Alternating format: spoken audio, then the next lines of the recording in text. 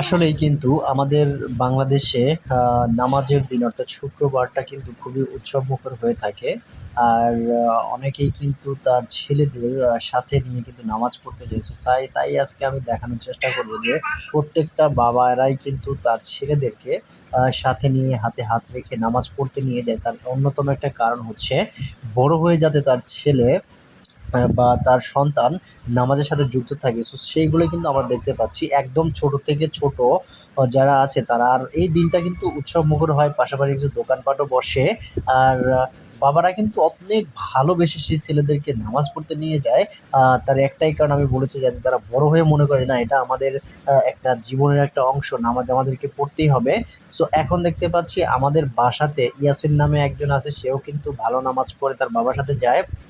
আর আরো একজনকে আমরা দেখতে পেলাম যে একদমই ছোট্ট একটা বাচ্চাকে কিন্তু নিয়ে তার বাবা নামাজে রওনা দিয়েছেন।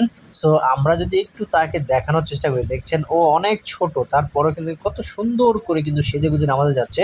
সো অবশ্যই তাদের জন্য শুভকামনা। আসসালামু আলাইকুম রহমতুল্লাহ।